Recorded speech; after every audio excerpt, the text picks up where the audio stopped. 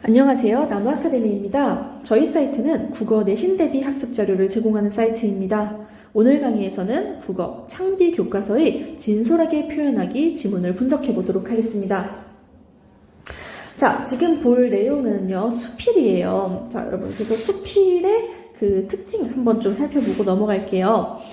수필이라고 하는 것은 형식이 딱히 정해져 있지 않습니다.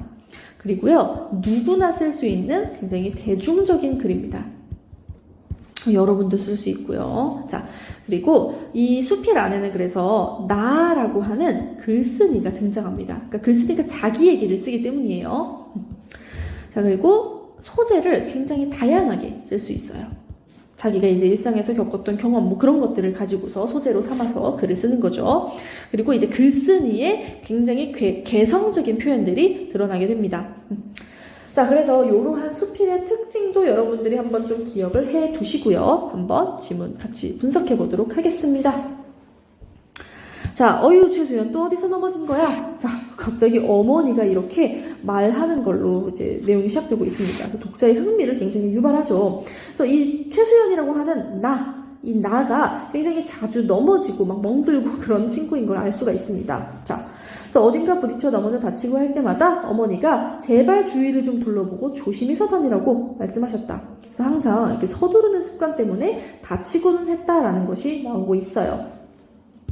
자, 이런 내 성격 탓에 초등학교 4학년 때 벌어진 사건이 있었다. 지금 과거를 회상하고 있어요. 초등학교 4학년 때의 일입니다.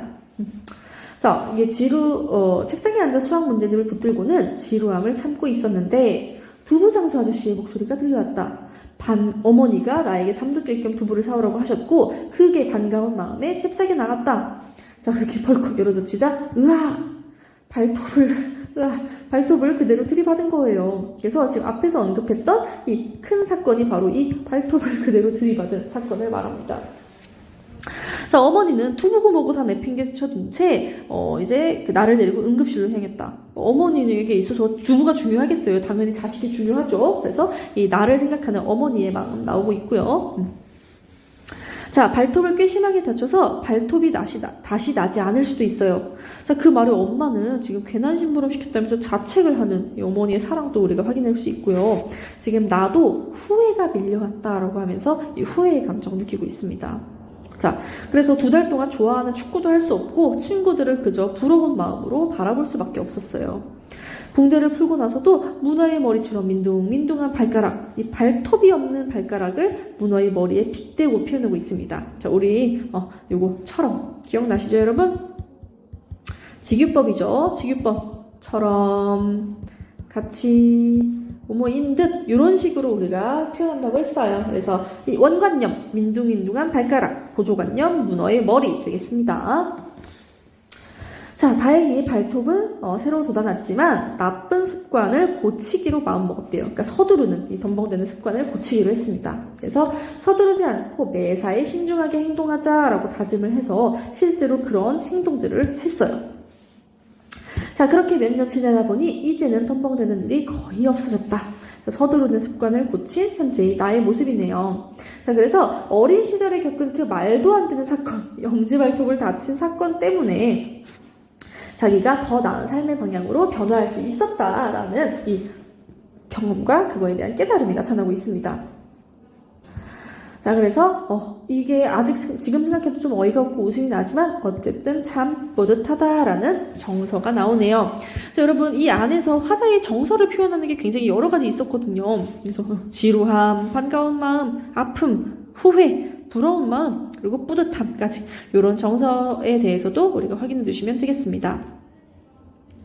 자, 그럼 작품 내용 간단하게 정리 한번 해볼게요. 자, 아까 말씀드렸던 것처럼 수필입니다. 그래서 굉장히 일상적이고 성찰적인 내용이고요. 주제는 더 나은 삶의 방향으로 이끌어준 어린 시절의 경험입니다. 그래서 글쓴이의 경험이 구체적이고 생생하게 드러난다는 특징이 있고요. 글쓴이의 정서가 또 진솔하게 표현됐어요. 또한 경험에서 얻은 깨달음이 잘 전달된다는 특징을 볼 수 있습니다. 자, 그리고 아까도 말씀드렸던 것처럼 다양한 그 경험과 그 경험에 따라 나타나는 글쓴이의 정서 나와 있었고요. 자, 지금 글 쓰는 과정이 나와 있네요. 이 과정과 관련해서도 문제 출제될 수 있어서 같이 볼게요. 자, 글을 쓰기 위해서, 이 경험을 담은 글을 쓰기 위해서 첫 번째로는 나의 경험을 떠올려 봐야 됩니다. 자, 여러분, 이때 내가 직접 겪은 경험이어야 돼요. 내가 직접 겪은 경험을 떠올려 본다. 그리고 그 경험들 여러 가지 중에 글로 쓰고 싶은 경험을 고릅니다. 자, 그런 다음에 이 경험이 어떤 유형의 글로 표현되는 것이 좋을지 결정합니다. 글의 유형을 결정하고요. 자, 그리고 다양한 방법을 활용하여 떠올린 경험과 그때의 경험과 정서를 정리합니다. 자, 그럼 다음엔 글의 유형에 맞추어서 개요를 작성해요. 이런 수필과 같은 글은 처음, 중간, 끝의 구조로 되어 있다는 걸 기억을 해두시면 돼요. 자, 그렇게 하고 나서는 실제로 이제 표현을 합니다. 우리가 글쓰기 단계라고 하죠. 그래서 나의 경험과 정서가 잘 드러나도록 진솔하게 글을 쓰면 됩니다. 자, 이렇게 글을 쓸 때 우리가 고려해야 될 점들이 몇 가지 있겠죠. 자, 이 경험이 나에게 어떤 의미와 가치가 있는지 생각해 봐야 돼요. 딱히 별 의미도 없고 가치도 없는 경험을 글로 굳이 쓸 필요는 없겠죠. 그래서 그런 거 확인해 보셔야 되고요. 자, 내가 경험한 사건의 흐름과 정서의 변화가 짜임새 있게 드러나도록 써야 되고요. 구체적이고 생생하게 쓰되 거짓 없이 솔직하게 쓰는 게 중요합니다. 또한 이 감정이나 정서에 독자가 공감하고 감동과 즐거움을 느낄 수 있도록 쓰면 됩니다. 자, 이렇게 해서 글을 쓰면 뭐가 좋냐?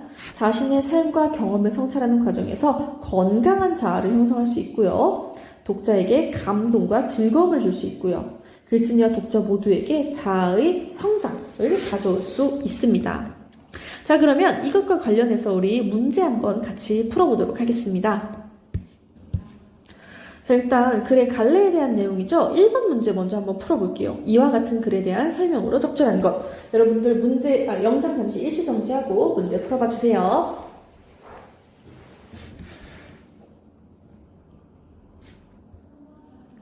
자, 그러면 1번 문제 답 같이 해설해 보도록 하겠습니다. 자, 우리가 방금 말했지만 이 글은 나의 정서를 진솔하게 표현하는 글이면서 수필이었어요. 자, 하나씩 볼까요? 독자에게 정보를 객관적으로 전달하는 글, 요거는 설명문입니다. 설명문. 자, 근거를 들어 자신의 주장을 펼치는 글, 요런 거는 우리가 논설문이라고 하죠. 그랬으니까 자신의 경험과 성찰적 태도를 제시하는 글이다. 요게 바로 우리가 지금 본 이 글과 같은 글이죠. 그랬으니까 자신의 경험과 성찰적 태도를 제시한다는 특징이 있고요. 자, 전문가의 말 인용한 거 그런 거 우리 볼 수 없었어요. 다음, 글쓴이의 경험에 약간의 허구성을 더했다? 아니에요. 우리는 진솔하고, 그러니까 솔직하게, 거짓 없이 써야 한다고 얘기했었습니다. 그래서 답은 3번이 되겠네요. 자, 그럼 문제 하나만 더 풀어보겠습니다. 이번엔 4번 문제 풀어보도록 할게요. 여러분들은 영상 잠시 일시 정지하고 문제 풀어봐 주시기 바랍니다.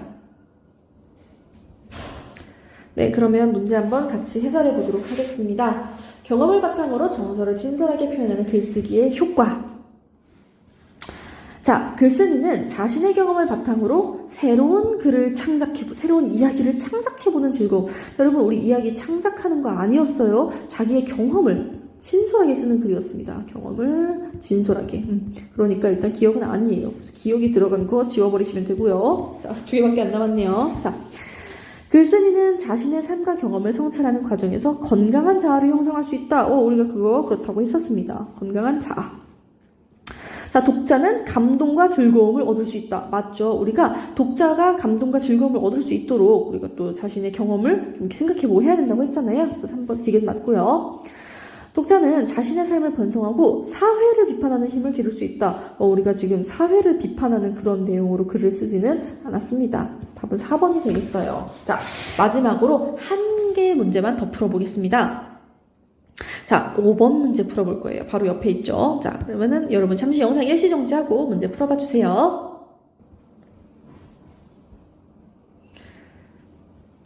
네, 그러면 문제 한번 해설해 보도록 하겠습니다. 이 글의 글쓴이가 경험을 통해 깨달은 것으로 적절하지 않은 것을 묻는 문제네요. 자, 여러분, 적절하지 않은 것으로 이제 답은 4번이겠죠. 자, 나머지 거 잠깐 볼게요. 매사에 서두르지 않게 이런 얘기 했었고요. 차근차근. 그리고 조금이라도 생각을 정리한 다음에, 그리고 주변의 사람들을 관찰하려고. 이런 거 다 이제 우리가 확인할 수 있었는데요. 자신감을 가지고 말하고 행동해야겠다? 이런 내용은 우리가 볼 수가 없었습니다. 네, 그래서 이렇게 문제 한번 같이 풀어보았고요. 이것 외에도 더 많은 문제나 자세한 학습 자료는 저희 나무 아카데미 홈페이지에서 확인하실 수 있습니다. 감사합니다.